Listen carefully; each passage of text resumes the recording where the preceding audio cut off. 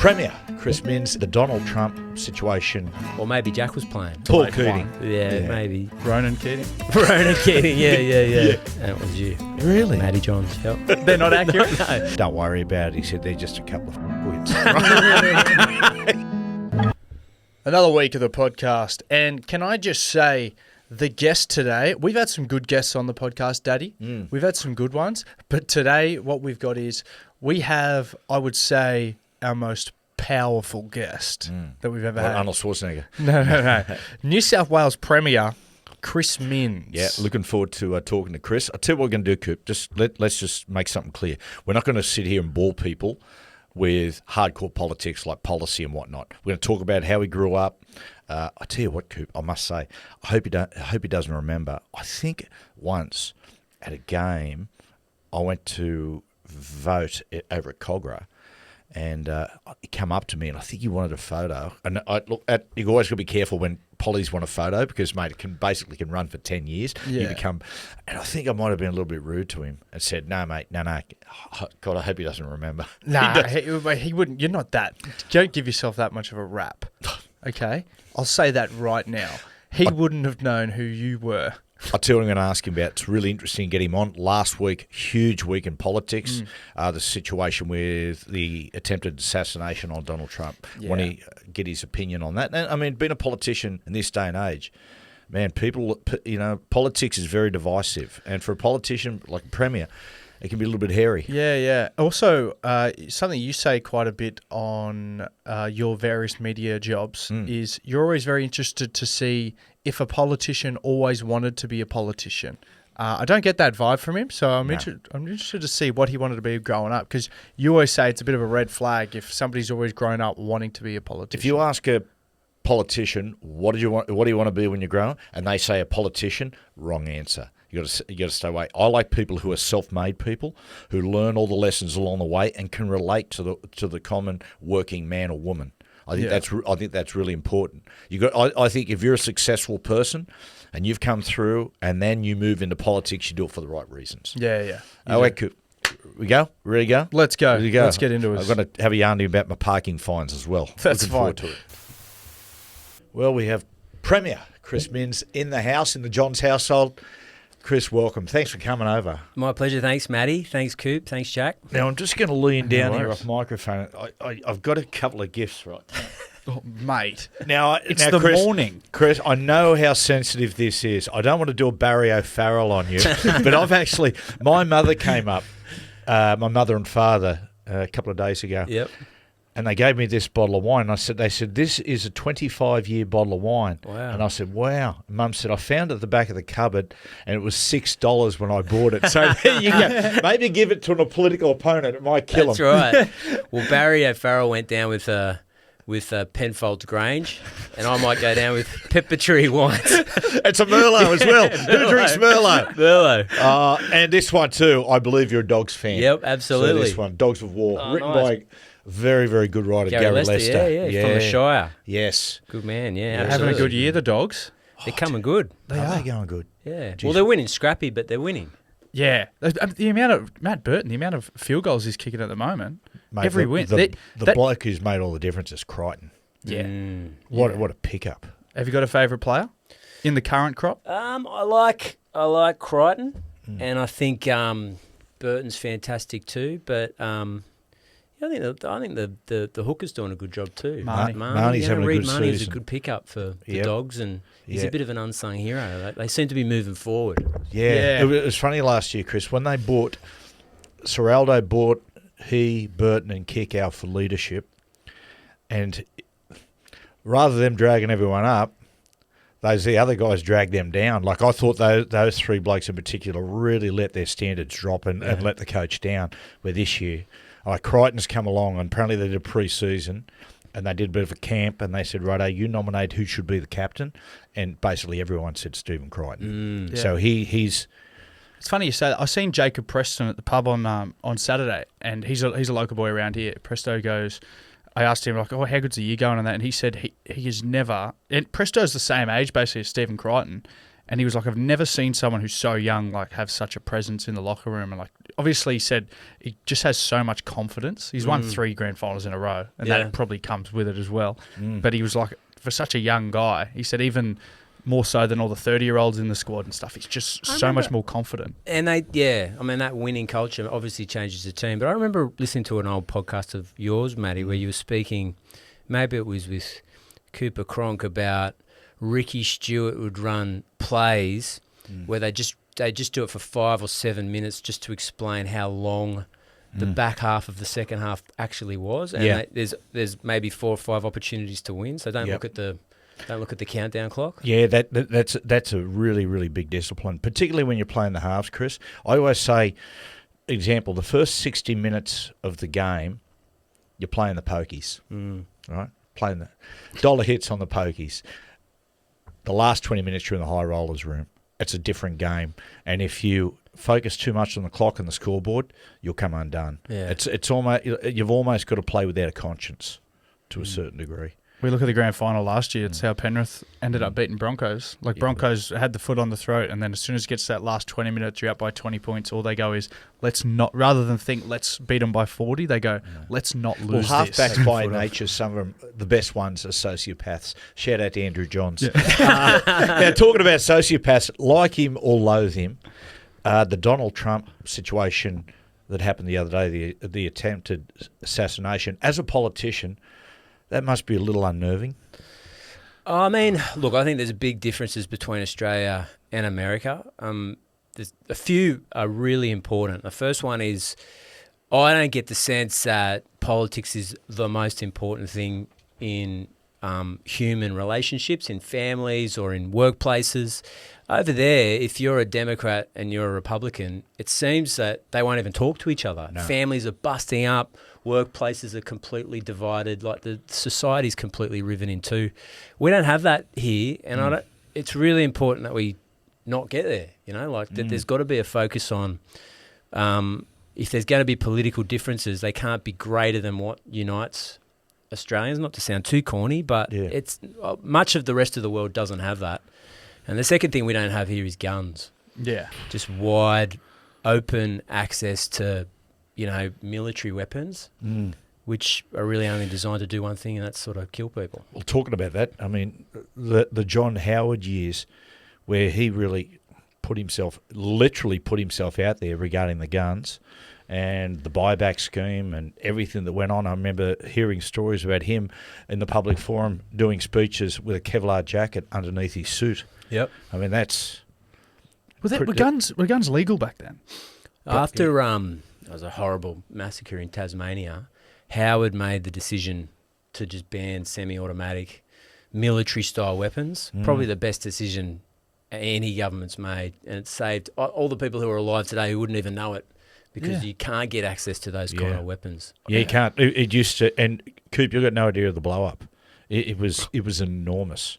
Wow. And there were threats against John Howard, but he kept getting up there and talking about the policy in public. When, you know, I don't want to say it, but if there ever was going to be an attempt on a prime minister in Australia, that was going to be the one. Yeah. America's a funny place. Like, they reckon, I mean, the first president to be assassinated was Lincoln in 1865. And it's sort of become, I don't want to say legitimate, but there's been a lot of attempts and successful assassinations since the 1860s. And, I mean, it's a kind of divided community, whether it's north, south, whether it's rich or poor. It's quite polarised. They say that the only disruption to that was the Second World War, when everybody was piled into the US Army, or all the Marines, but mainly the US Army or the US Navy. And so you had rich kids, poor kids, northerners, southerners. Everybody was just basically piled into the armed forces for 3-4 years. And then that generation, when they left the army, were like, oh, well, you know, politics should take a backseat to the fact that we're all, you know, Americans. And then maybe it's back to the regular. Isn't that funny when a big thing happens which forces all the tribes to bind together, and that's it. We don't look at America like their tribes. We look at Afghanistan as a massive warring tribes. At the moment there's an invasion, they bind together. It's the only thing that really brings them together. But in a lot of ways, the way America is today, it's tribal. Yeah, isn't it? Yeah, it's just dividing across the. But Matt, lines. it's terrible. I mean, I wouldn't vote for Donald Trump, but it's shocking to think that someone could be killed, and it's the last thing you want to resort to that kind of violence. I know there's not guns and stuff here, but in your position, have you ever felt like any unnerving sort of danger? Never. Never. Honestly, never. No, people are really nice. Sometimes people give you a gobful, but it's pretty rare, and usually it's not politics related. This is probably this is put the coming bins out to or this, something like that. It's usually a family member. Coming to this house, probably the most terrifying thing you've ever done. You don't want to see what's in the basement, Right? Chris? Because even sorry, Big Am. Because I heard Kyle on the radio talking about how if you're a president over in America, you get lifetime security. You have 4 Secret Service for the rest of your life till you pass away. That's not the case in Australia, though, is it? Like, if you're a prime minister, once you're out of term, like the security-wise, you don't get any of that. Not automatically, but I think they would do. I don't know. I'm not an expert on it, but I think they would kind of do an assessment, and if there was a threat or there was a concern, and there was a former prime minister, they'd. But when I've met with Keating or Howard or Abbott, they don't seem to have big security personnel. No, they're just walking around Woolies and stuff on their own. Which is that's the kind of country you want to live in. Yeah. Where it doesn't matter. Like, you can just Well, I feel like Australians respond better to that too. Like, if you walk down to the IGA and you're seeing John Howard down there. Well, I walk around with my own security every time I go down to the IGA or Aldi or something. I've always got it with me. But yeah. But I'm Matty Johns, Hey, Chris, we should have done this right off the top. On behalf of the family, we want to pass on our deepest condolences to you and the family, and you're passing your dad. What was your dad like? Yeah, he was a really good friend, and I really miss him. And it was shocking because, I mean, like, looking back, he didn't have the best of health. Like, he liked to drink and he smoked and he didn't love exercise. So that's not a great combination. But it was still shocking for us. And it's funny, you kind of think back on your relationship with your dad. It does make you examine your relationship with your kids and what you have in common. But I probably miss him more as a friend, as a mate, than even as a dad, someone that you swap stories with. And it's a blow. But no, thanks. What did he do for work? He was a school teacher. He's a whole public school teacher. And he retired a couple of years ago. But worked, I don't think he knew what he wanted to do when he finished school. And I think his parents said, well, you should consider going to teachers college. So he did it. And he had a good career, like I've run into, because we've got an unusual surname, I run into a lot of people who say, your dad taught me years ago. So here's a funny story. He was the only male school teacher at La Perouse public school. And because he was the only male on staff, they made him the coach of the football team. The football team had the Ella brothers, Eddie Jones. It was absolutely... They won everything. My old man could barely put one foot in front of the other. Like, he was hopeless. But all the other coaches would come, what are you doing? Like, these guys are amazing. They thought he was Jack Gibson. Yeah, they thought he was amazing. He's like a schoolboy hero, like guiding this team through these amazing sort of victories. But no. Would that have been in the mid-'70s to late 70s? Yeah, it was he graduated school in 1969, so it was his first gig out of teachers college. Yep. La Perouse public school, which... was a difficult school at the time, but I think he had a ball, and back in the day they just toss you in everything, Because you look at the 1978 rugby union, the Australian schoolboys rugby union side that toured the British Isles, they went undefeated, and I wonder why they went undefeated. They had Michael O'Connor, the 3 Ella brothers, of which Mark was a genius, and they had a bloke on the bench by the name of Wally Lewis. Really?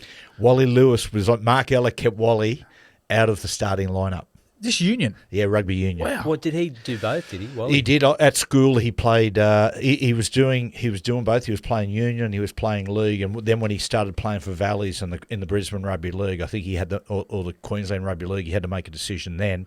But yeah, he played. He played in the Australian Schoolboys. It was funny because a few years ago we were at the Logies, of all places, and I'm walking along, and there they were, Mark Keller and Wally Lewis, just having a beer and conversation. Amazing. And I thought to myself, you know, I walked up and said, "Look at this, 3 great number 6s." Oh man, the Labor, and like today, Chris, we're not going to go in hardcore politics and policy because we want to talk a bit more about the human side. But your dad, it's amazing with Labor in particular. Labor as a political party almost gets handed down from generation to generation. Was your dad a Labor man? Yep, big time. Yeah, big time. And we got told that we're a Catholic family, so you had to marry a Catholic and you had to vote Labor. Yeah. So it was pretty rough, but I did both, so it was fine. Yeah. But nah, he did teach us it. He joined briefly. Someone recruited him, and he joined, and he turned up to the branch meeting, and there was different factions. So they thought he was from the right. But all the people speaking were from the left, and he goes, "Well, they're making a lot of sense." So he was going to vote for them, and they challenged his vote and threw it out. And he goes, "This is a circus. I'm quitting." So he went to one branch meeting and left. Yeah. But he was always a true believer, and he just enjoyed it. Enjoyed kind of politics. I mean, I read it. It was his interest, you know, like a bit dorky like that. But we took an interest in it too because I just found it exciting. I found it.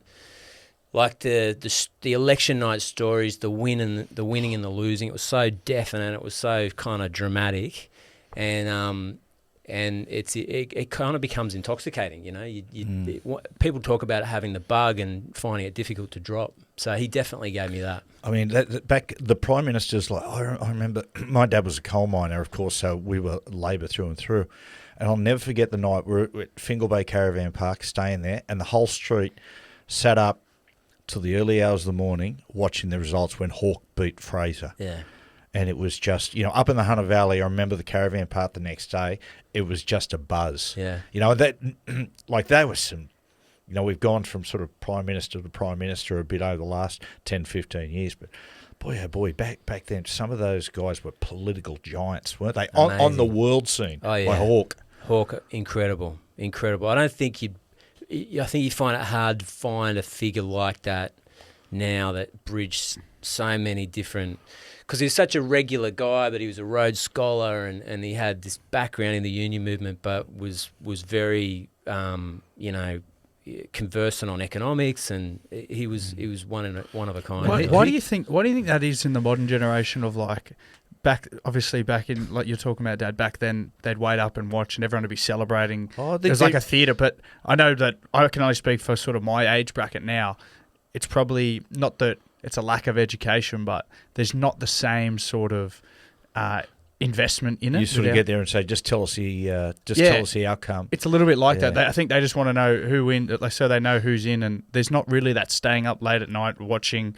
You know, they're not into the theatre as much. Why do you think that is? Yeah, I mean, I don't know. I think it probably it comes and goes a bit. I think we're actually entering a bit of a political age. Like, a lot of it's directed at my government, but there seems to be a lot more protests and a lot more political activity. That's generally speaking good if people are engaged and, I guess, have an interest in the country and where it's going. Yeah, that's generally a good thing. Sometimes it can spill into terrible situations as well, I guess. I mean, Coop, on Bob Hawke, reading about Hawke and his legacy, one of his greatest legacies is largely been forgotten or not written a lot about, and that was freeing Nelson Mandela. Before it was sexy, before it became this big political push, He was the guy that was pushing really hard to get Mandela released. Now, he lobbied Thatcher, he lobbied Ronald Reagan. None of them were interested. And he just kept driving through, and eventually he was released. Other people got on board. But he was one of the very first. When Mandela was released, he flew to Australia to shake Bob Hawke's hand. At the Opera House, they had a massive public rally that I think the unions organised, and Hawkeye was there, and it was Mandela did a global tour, and never forgot the groups or organisations that stuck with the ANC. Yeah. It's funny. Same with Tommy Carroll too, the surfer. He wanted to meet Tom Carroll. Tom Carroll. Nelson Mandela wanted to meet Tom Carroll because Tom Carroll was the first sportsman in the entire world to boycott South Africa.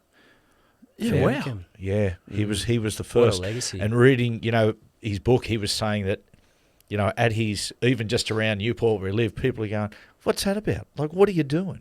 Like, get with it. You're a surfer. And he was like, no, I feel really strongly about this. Yeah. And I said to Tom, I said, what was it that gave you that sense that you didn't want to go back? And he said I think he said he was in Durban, and there was an African guy, a black African guy. He was laying out the front, distraught, like in a really bad way, homeless.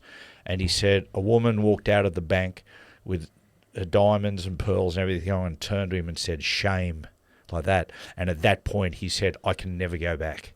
So it says a lot about Cap. Yeah. John Donahue, the Melbourne Storm wrestle coach, actually, he's got a picture in at his wrestling gym in Melbourne of him when Nelson Mandela came to Australia to shake Bob Hawke's hand, and he's one of the security guards. Is that right? Actually, yeah. He got Mandela on a chicken wing. A hip drop. Yeah. They did it. There's a story. It might be apocryphal, but the All Blacks play a role here too, and the teaching unions in New Zealand. So there was rebel tours of the Springboks through Australia. There was one or two in Australia. It was very controversial, and they were going to do one in New Zealand as well. And the teachers union said, if it goes ahead, we're switching. Every single school will put a ban on union playing all forms, and we'll switch to either league or soccer. We'll make it your decision. And the New Zealand Rugby Union went, "Oh, we're out." Yeah, because what they were doing, South Africa, to try to get back as part of the international community, sporting community, they were offering massive money to athletes to join and become teams and travel to South Africa. One of which was a great West Indian cricketer, Viv Richards. I think he was offered in the 80s over $1 million to go and take part in a rebel tour for a really short one, and he rejected, said no. And I think Mandela went and met. What a legend! What a player! Love Viv Richards. You got a wife, Anna, 3 sons.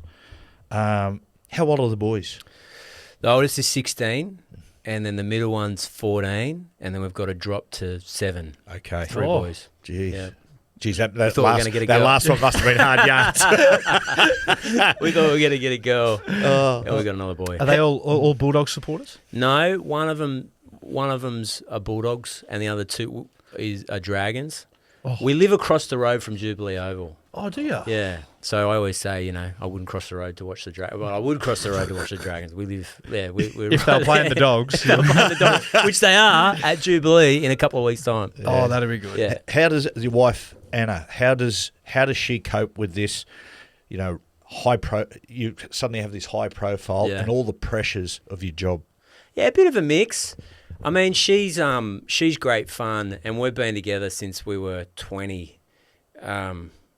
20 years old. So we've kind of grown up together. Mm-hmm. We've been together longer than we've been apart. So it's a bit of a joint. It's a joint endeavour in a funny way. Yep. But no, we're all really close. We're the good thing about state politics is you get home to your own house basically every night. It might be late and you might leave early, but at least you see everybody. Federal politicians are away half the year, and I think it's tough on their family life. But no, we're all. Last night, Anna put on the In-Betweeners for the first time, and I'd forgotten. I didn't remember how blue it was. Anyway, I left for work this morning. And fair dinkum, the 7-year-old goes, briefcase wanker to me. I'm walking out of the house. Okay, why did you let him watch it? Like, it's probably appropriate for the 16-year-old, but 7's not the right age. No, not that. How do you go? Do you take a lot of stress home? Like, I'd imagine over the years it'd be in a high stress environment like that. Like, it's hard to not go home in a bad mood some days. Yeah, I mean a little bit, but actually, funnily enough, I gave up grog. about 2 years ago, just over 2 years ago, and it was a major life change for me, like a big difference to like my outlook and my happiness. And I read this book by Arthur Brooks, who's a professor at Harvard, and it's all about happiness. And I know it sounds a bit funny, but I go in for all that self-improvement, stuff, the latest theory. And I think I managed it a bit that way. Yeah. Beforehand, when I first got the job as leader of the opposition, we were getting absolutely creamed by Gladys Berejiklian, who everybody loved. We were just annihilated. And COVID was a bit stressful anyway, so I did sort of feel like I was leaning on, the thing I was looking forward to most throughout the day was having a beer or red wine that night. And after a while, I'm like, well, I want to throw everything at this election campaign, just give it my absolute all, and I don't think this is good for me. So I did it for a month, then I did it for 3 months. After 3 months, I'm like, my mood and happiness about life is night and day. I'm not going back. What do you do to decompress? We try and go down the beach as often as we can. So we probably go down. We live in southern Sydney, so we go to Cronulla every weekend. Mm-hmm. And I'd either go with the boys or go with Anna, and just exercise at home, stuff like that.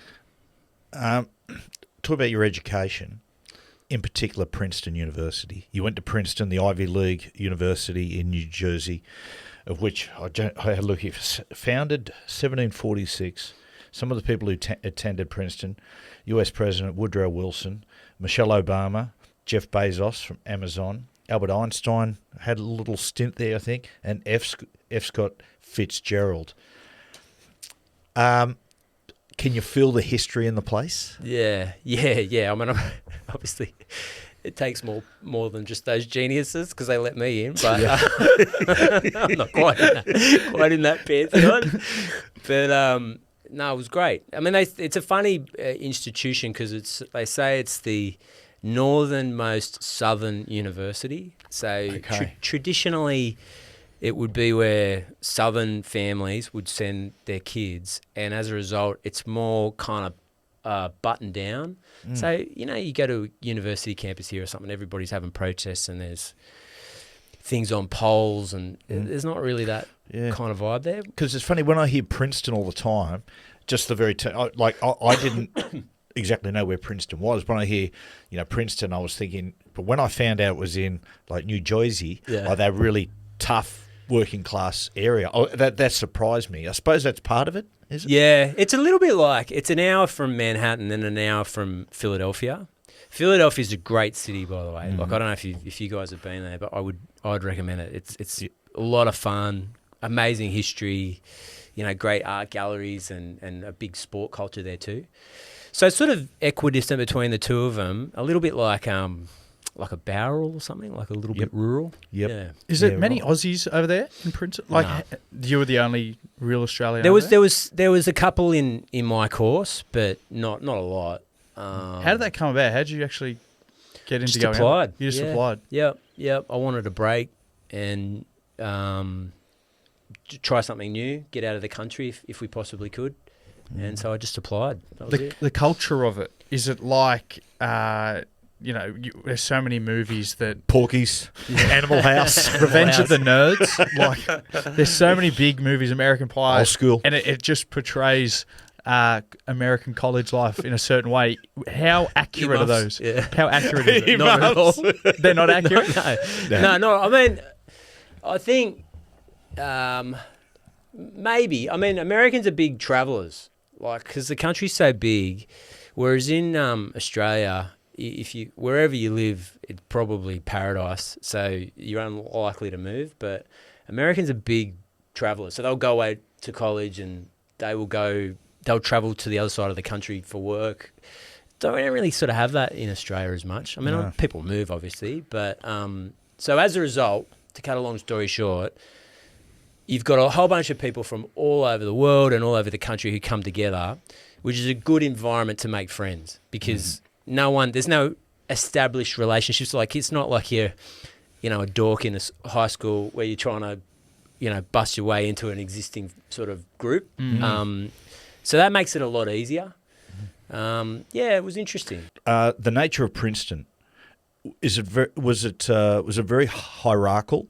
Compared to, you hear a lot in America, old money versus new money, etc. They had a lot of. It's very wealthy. So I think they had an endowment of, at the time, $40 billion. And it's not big. There's only, I think there's only 5,000 students. So it's pretty small. So they give a lot of scholarships out, and I think that I'm not an expert on it, but I think they try and, level it up and have people from many different backgrounds there. Yeah, right. Yeah. Is there a big is there a big jocks at that school? Is it a big? What kind of school is Princeton? Is it college football? Is it basketball? So not at that. Not at the Pac-12 or AEC or that level.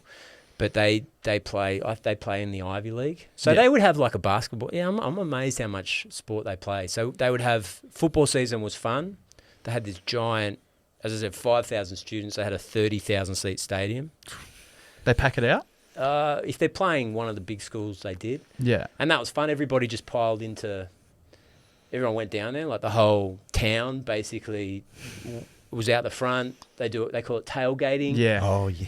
Get drunk in the car park. Yeah. They've got a history of not having alcohol in the stadium, so I think they kind of fill up before they go in. Preload. Yeah. And they have like barbecues on the back of trucks and things like that. So that was great fun. And it is. I don't know what you guys find, but I find Americans are actually really good at that kind of hospitality. That you might not even know them, and they're like, the community, keen to know you, keen to meet you. Yeah. Yep. The equivalent, we had Tom Torovic on the podcast last week, and the equivalent in Australian terms is, it's like a local rugby league match down there, and you got the blokes on the barbecue doing that. Hey, come over here and have a sausage sizzle. Like, it's that sense of community, but on a grand scale. Like they're at a college or an NFL match, and they're out there smoking all their meats, and they just give it to you, give you free piss. Definitely. Well, when we went over, there was myself, Fletch, Hindy, and Gordy. We went at the Las Vegas Raiders game, and we said to the guys, we're going to go tailgating. And one of the locals guys said, just careful, it's pretty heavy there. You get a lot of it. And we're like, okay, We turn up. Honestly, they could not have been nicer. Yeah. It's like, come and have a beer with us and, have some ribs. And it was fantastic. I sort of had that sense that bad people, if they say don't go somewhere in Australia, at a sporting match, it'd be a lot more dangerous than it would have been, I think, in the States. Maybe it's not. Maybe they just had it wrong. What's the worst? What's the worst crowd? Oh, that I've had. Well, I'm not going to say the ground where it happened. I've had some doozies. Remember once we were playing a team, and yet I don't want to say because I don't put aspersions on clubs and their supporters, but we were coming out after half time, and the first half was hot. It was an early season game, about 26, 27 degrees, and as we're coming out of the tunnel after half time, it was like we're coming out and said, it's raining. It wasn't raining. The fans were clearing their throats. That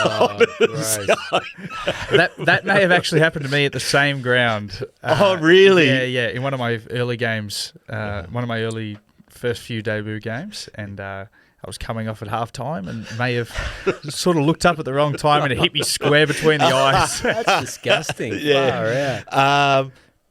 Pre-politics, you worked in youth mental health. Yep. Chris, what did you learn there?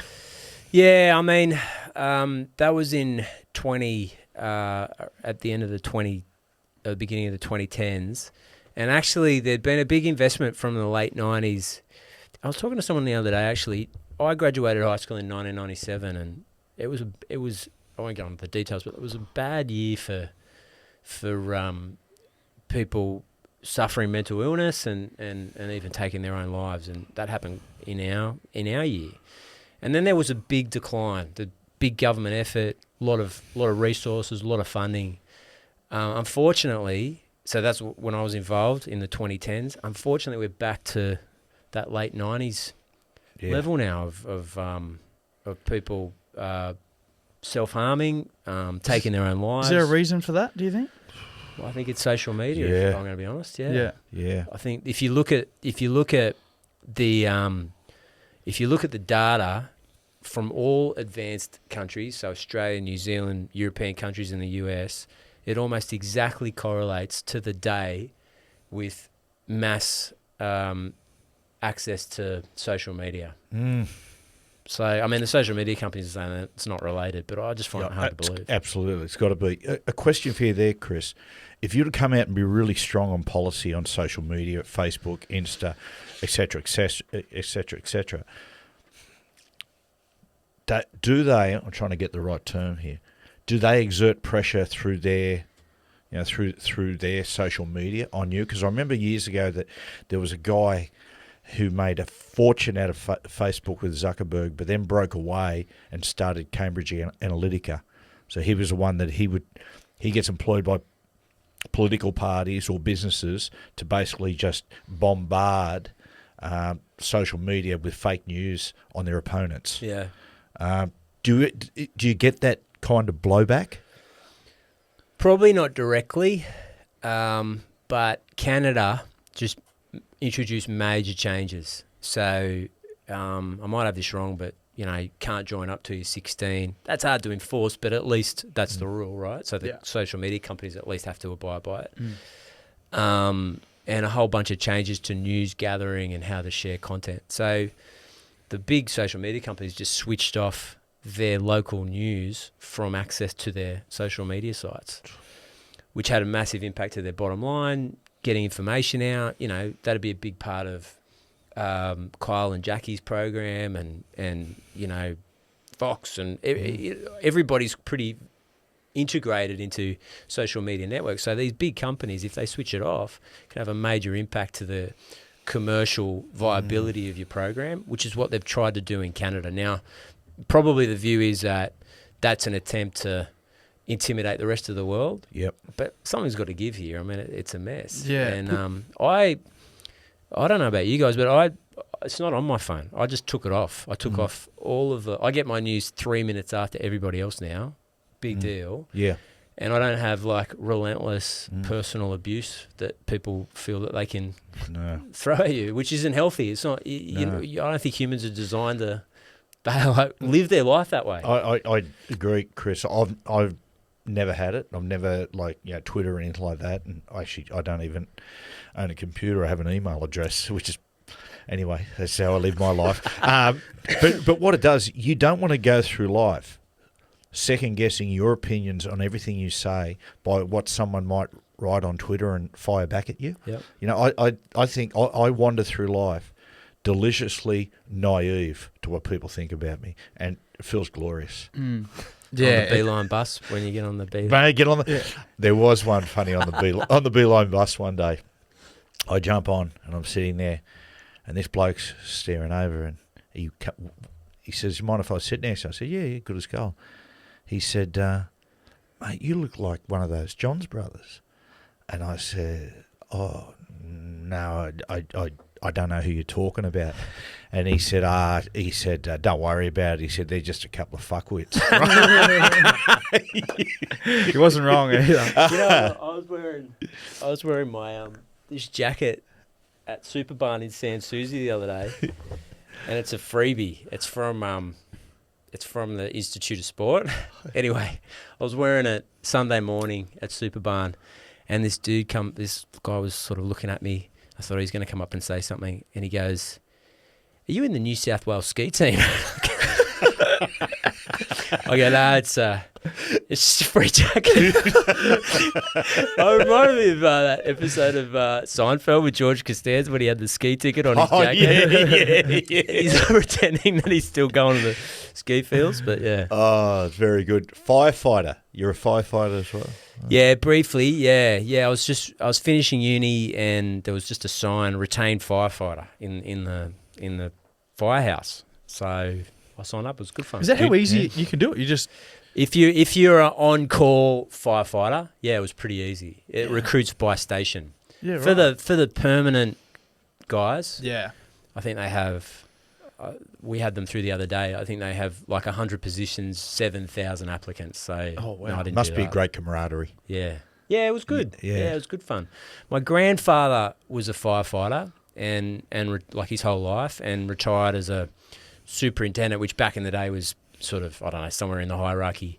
And for a period of time, my mum lived on the fire station. The whole family did. The chief lived on top of Wollongong Fire Station. So yeah, it's an interesting. Did you have the pole? Was it like Ghostbuster style, like sliding down the poles and stuff? No. You know why they used to do that? Why do I think it's No, because what they used to have stairs? They have the twirling stairs, because back in the day, before they had fire engines, it was like horse and cart, and so they kept the horses downstairs, and to stop them going upstairs, they had to make the stairs like that. Is that right? Yeah. So that's so the horses couldn't go up and get upstairs where all the beds and all the fireys were. But there's no poles anymore these days. Oh, I hate to break your heart, mate.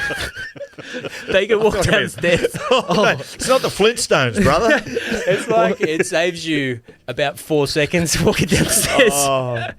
We could just use the stairs from now on, I reckon. Yeah, true. Chris, again, not to go political, we have, but we're not diving too deep into it. But when you became premier, what was your dad's reaction?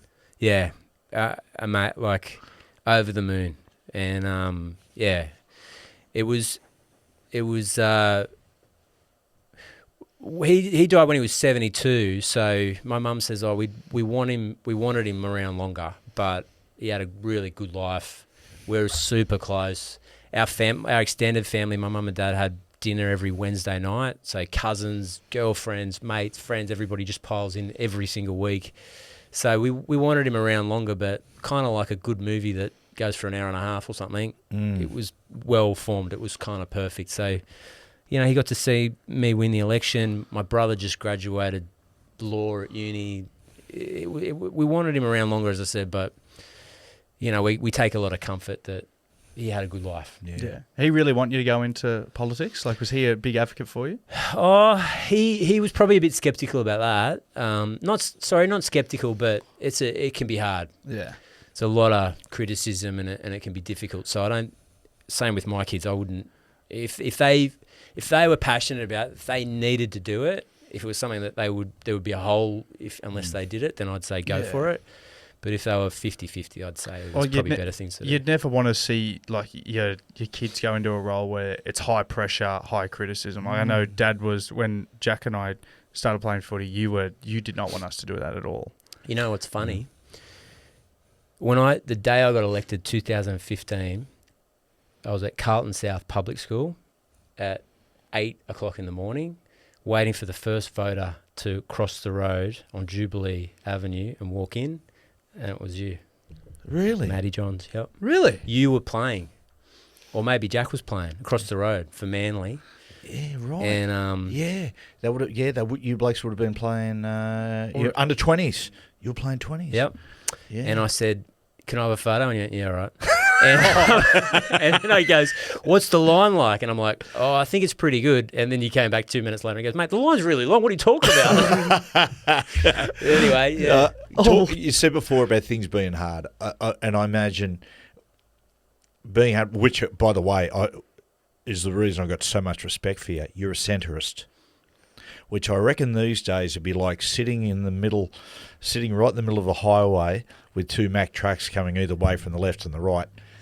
Is that hard?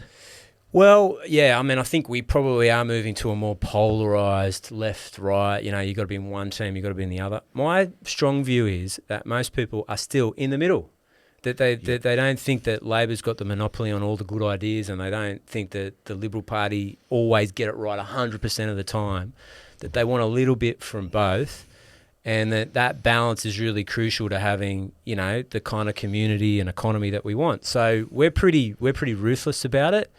That we guide the government with common sense and pragmatic solutions. And my view is whatever works. Like if it's a policy that is going to make a difference, then who cares where it came from? And I'm more than happy to steal it from the other guys if I think it's going to make if I think it's going to work.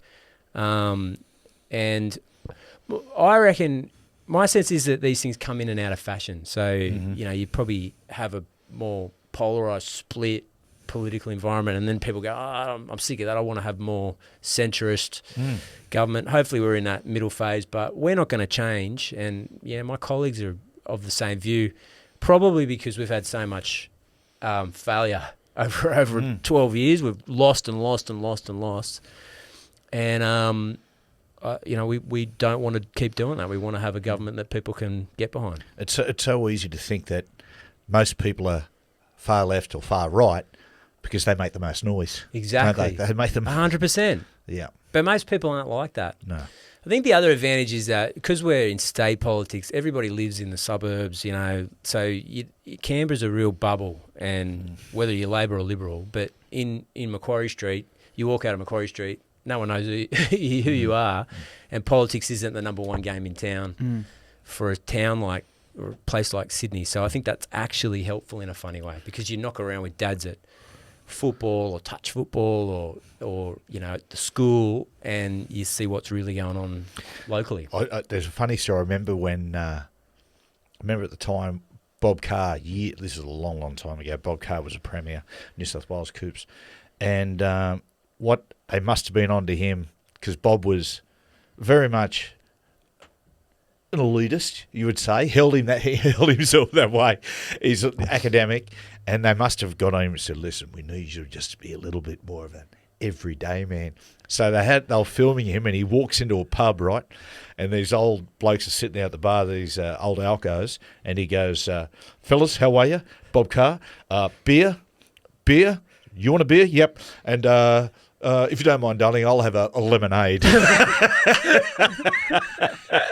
Man of the people. They made him every year, the stories, they made him go to the grand final. Didn't want to go, but he had to go. So he went one year and he was reading, the game was on, and he was reading a book, and they go, "Bob, what are you reading?" Well, A, why are you reading? The game's on. And B, what are you reading? And it was a German translation of Jane Eyre or something like that while the game's taking place. So relatable. But I tell you what, I saw him recently, Bob, and he came up and he said, "Matty," he said, I met you at, it was the civic reception after he's won the 97 grand final. And he said, "What a great day that was. And do you remember that?" And he remembered it all. Yeah. I suppose there's a reason why he's a great politician, Well, he had a good feel for the hunter in particular. Yep. He told me this story. It'd be real interest to you, Matty. Is he was Premier when the BHP announced that the steelworks were closing down. Yep.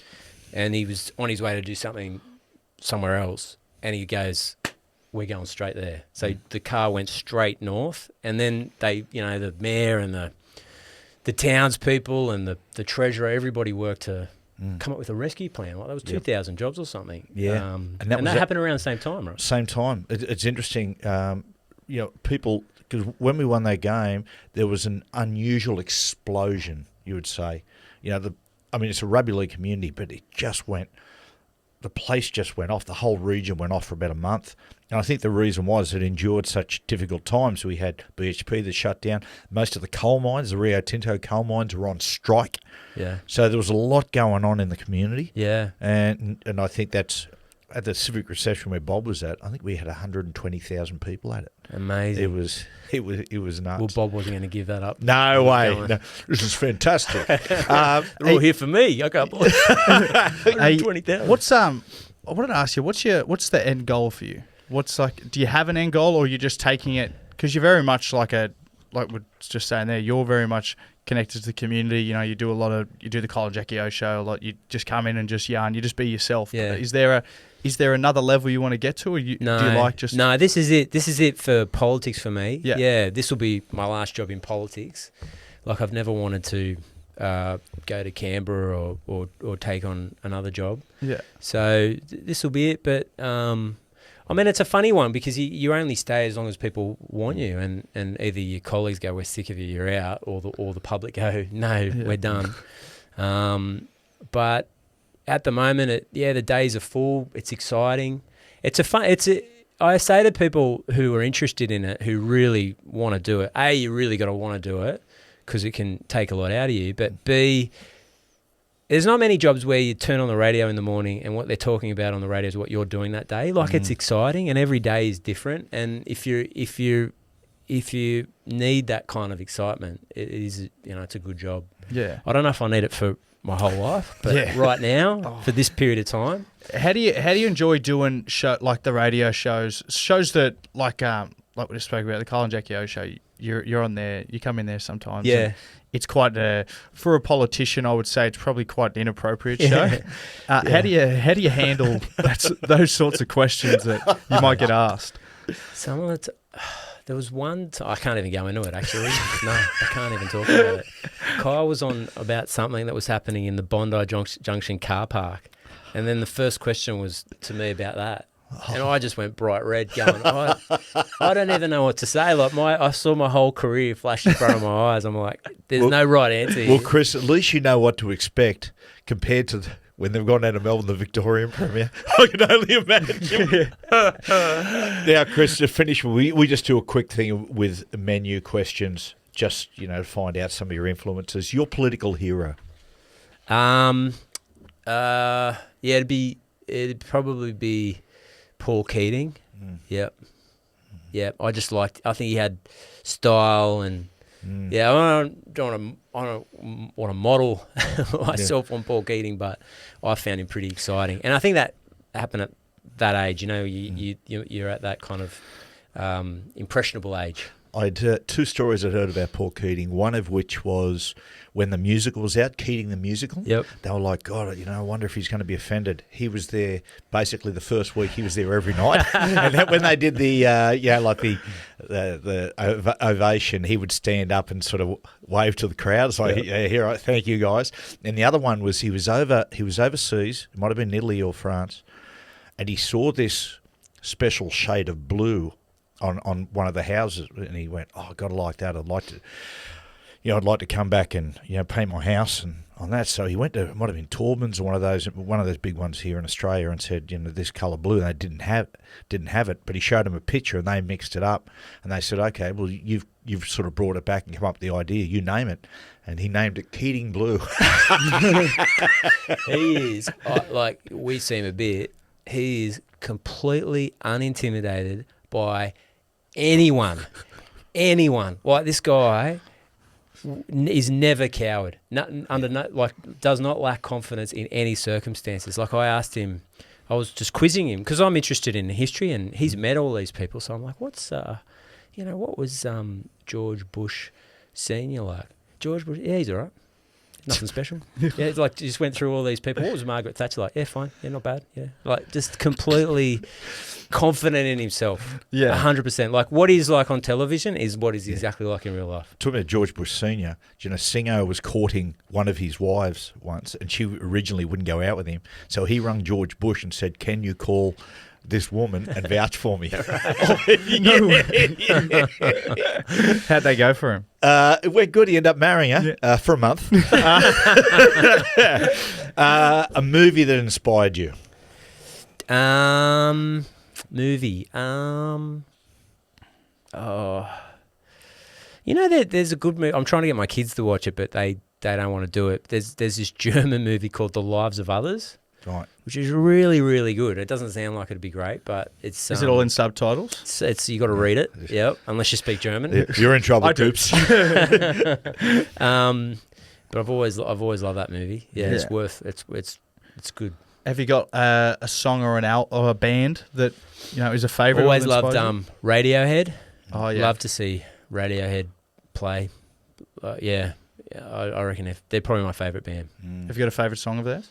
Anything on OK Computer would be probably Paranoid Android or something like that. Yeah. I'm a English music man. I sit sort of the other side. I like some of Radiohead. I'm sort of more Oasis, that sort of way. I suppose a bit that laddish. Yeah. Dysfunctional family. Lowbrow. Yeah. You can watch Noel Gallagher on YouTube for hours, right? Like, he's just so entertaining. Yep. Completely off his face, but hilarious as well. Whip smart. Yeah. I think sometimes people don't see him coming. Yeah. They look at him and think to themselves, he's a pushover, and he just burns people sometimes. He's a very, very super clever smart. guy. Yeah. Favorite place in the world to travel? Probably we went. Anna and I got away to Paris, France. I thought that was amazing. I'd never been there before, so that was about 7 years ago. Yeah. Dad's going there next week. I know. You got any recommendations for him? Eiffel Tower? Oh yeah, Eiffel Tower. Heard of it? Fantastic. Yeah, that's good. Yeah, Arc de Triomphe. I don't know. Fantastic. Beautiful. Write these down. What about the worst place you've ever been that you'd never Worst go place, back? like on holiday. Yeah. Anna booked this place, right? We had a wedding in the town's beautiful, but Bellingen. It's a beautiful town. Yep. Anyway, they have big touch football comps in Coffs Harbour. Yeah. So, mate, the joint was packed out, and Coffs Harbour was booked out too. So she booked a room at the pub. So it was Anna, me, the three boys, and paper-thin walls with a hotel that was open till 2 o'clock in the morning, and no toilet, just a basin in the corner, which was a nightmare. And I go, how many nights are we here? So she was 3 nights. So then it was this big gobful about, well, why don't you book anything? Oh, Why- yeah. Yeah, I enjoyed one of those. Trish always gets funny about certain places to travel. I remember last year I said, come on, we've got to go to Liverpool in the UK. She goes, her being Italian, why do I want to go to that? Sort of uncultured place. And, of course, we went there and it was insane. But I took her to Cuba once, to Havana, and she didn't want to go. And I said, come on, trust me. And, of course, we went into this hotel, and it's like you're back in the 50s. And the toilet system was like the 50s. You couldn't flush. So after you did your business, you had to put the toilet paper in a bin. Oh, what? Next to it. And there was like, put it this way, the photos from the Hotel Inglaterra looked fantastic. And then we got there, we were like, oh my God, are we staying at the Poor Cousins? Is that on the town square? Yeah, on Centro. Yep. Yes. I stay there too. Yeah, did you? Yeah. I thought you looked familiar. Yeah. No, it was, I lined up for the buffet and you said, and I said, mate, do you know how long that line is? how terrible is the food in Cuba? Oh my God. Is it that The bad? music and the alcohol are amazing. Yeah. Yeah. But there's something about the I think the Americans have got an embargo, so they can't fish off the coast too far, which Yeah. means they don't have a lot of seafood coming in, and their national dish is goat or something like that. Yeah. Apologies to all Cuban voters. That you're right. You see them on the big break wall there, Yeah, fishing. But yeah, they can't go too far out on a boat yeah. because back in the day. With the embargo still going on, I know Obama relaxed it a little bit, but I think they're back to, almost Cold War sort of stuff where they can't go either way. But back in the day, the Cubans got the best baseballers in the world, them and the Dominican Republic, and what Major League Baseball teams would do is go, okay, there was a bloke called El Duque, and they said he was the best pitcher in the world, but he couldn't get out of Cuba, and they said the Yankees went, there's $100 million US on the table if you can get here. And so he went there. They would literally go across in rowboats and get to Miami. That was it. They sit on the wall, the break wall there, and they look across in like almost the distance where you can almost see Florida. Yeah. It's amazing. They had this thing called wet feet, dry feet. So if you get caught in the channel, I don't know if this is still the case, they send you back. But if you make it, you're in. Yeah. Yeah, so that's it. you're heavily incentivized to see if you can get over. Yeah, it. that El Duque's brother, he got out there. He was on the way. George W. Bush owned the Florida Marlins, and he went. They wanted to get his brother over, and it was the same thing. $60 million on the table if you can get here. So he went across in a rowboat, hit like heavy seas, and washed up. Luckily in Haiti, Wow. so he could get. There's a documentary about it. Scarface. Have you seen it? Yeah. No, I've never heard of it. There is a documentary, 30 for 30, on the two brothers. I forget what it's called. But check it out. Yeah. Yeah, it's very, very good. Great sandwiches as well in Cuba as well. Most And impressive. history, Ernest Hemingway, mate.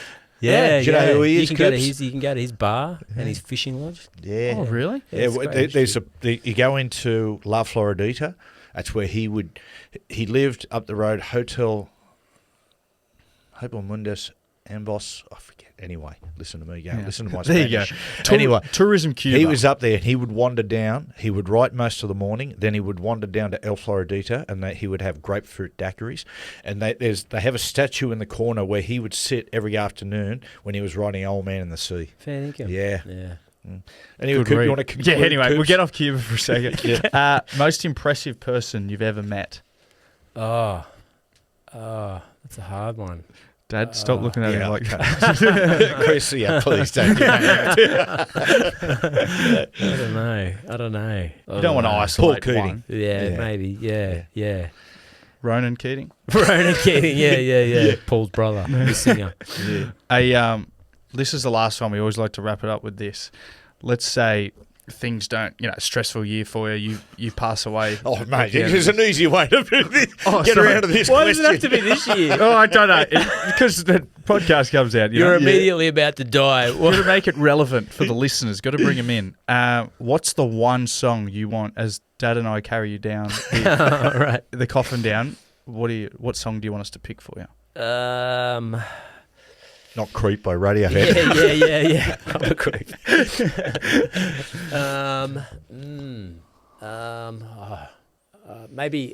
Maybe On the Road Again by Willie Nelson. Oh, nice. Oh, yeah. I love Willie Nelson. Yeah, love it. Yeah, we love Willie Nelson. Nelson. We do. Yeah. He's very Chris, good.